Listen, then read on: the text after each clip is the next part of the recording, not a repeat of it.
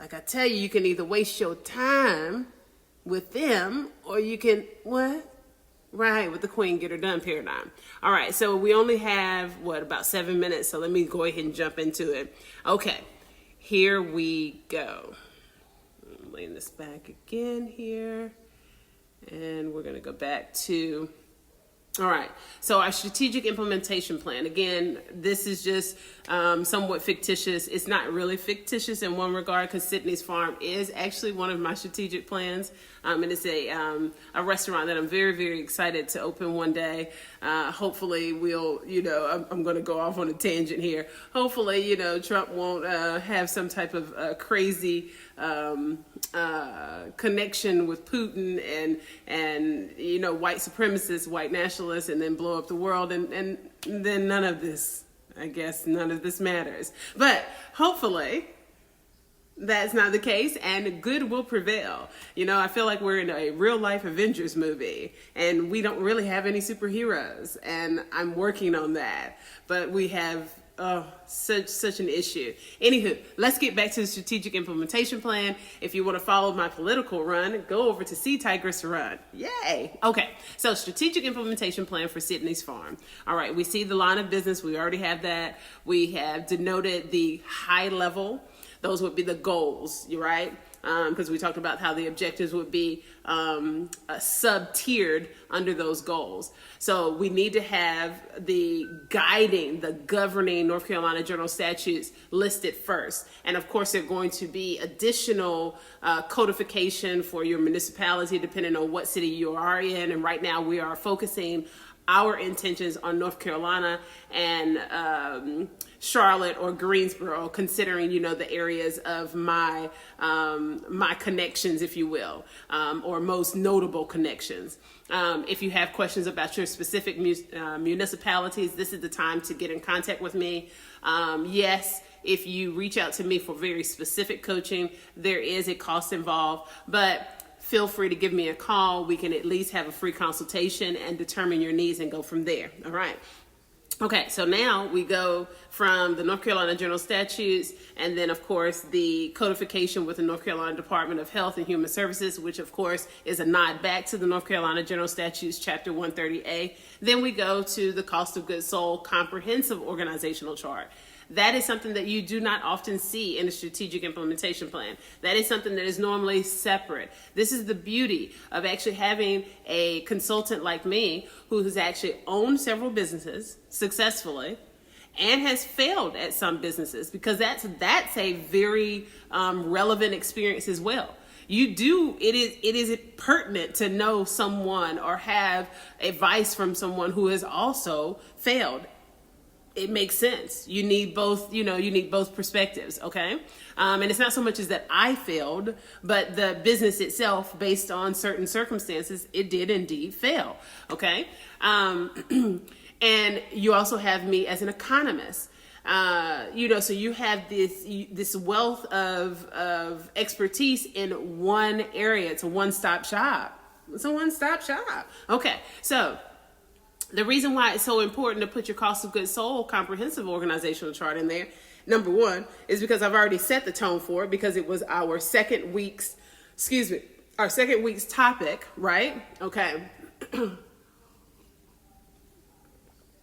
And what do we talk about? It is so important that you start thinking about your cost of goods sold immediately, so that when you set your price and you start charging your price, you're not one of those companies that has to come back a month or two later and you're realizing, we didn't really set price, to really cover our costs. And now we have to up the price a little bit. And now we have to put out this sign that says, due to increase in costs. No, it's not due to increase in costs. It's due to the fact that you did not ascertain accurately enough your price in the beginning, so you don't have to go around and give even the appearance of nickel and diming your customers. Trust me on it.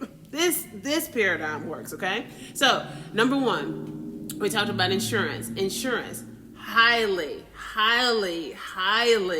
vital to the success of any restaurant, any food truck, because there are a lot of liabilities that come into play when you're working with human health right?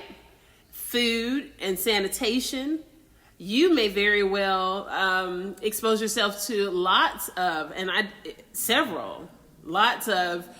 third-party lawsuits or product liability lawsuits on the basis that you are,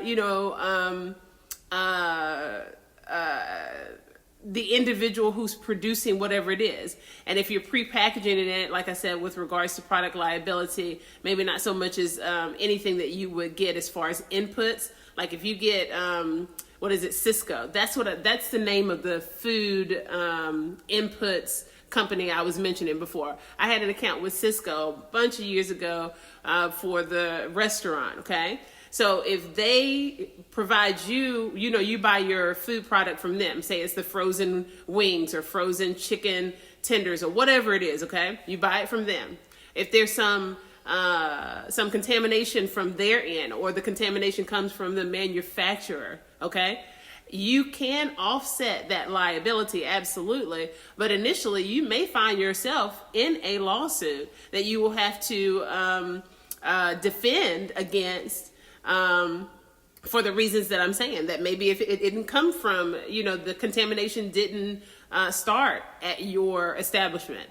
Let's say, in the unfortunate circumstance that, remember, most of us, if you're going to own a restaurant, some of us are going to be the cooks. Oftentimes we are not. In my case, some may believe, or they may have assumed, based on my background and based on how much I love to cook, they may have assumed that I was the lead cook. I was not.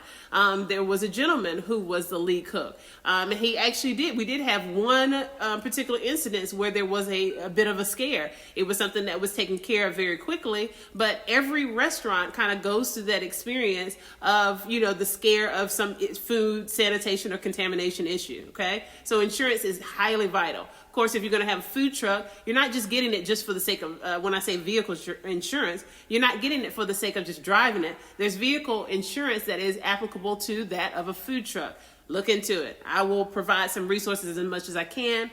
And we've got one more minute, so I've got to get into it real quick. All right. Then you got the commercial lease truck. Organize it just the way I'm doing this. You've got the sub-tier, so you got insurance, big head, right? Then you've got the umbrella term, business liability vehicle, commercial lease, umbrella, truck or restaurant space. Underneath, truck, do you want to buy? Are you going to buy it from an auction? Is there someone specific that you can buy it from? Look into it. Have you gone through Craigslist, checked all your options? This is the time, because you want to get the best deal, best price, right?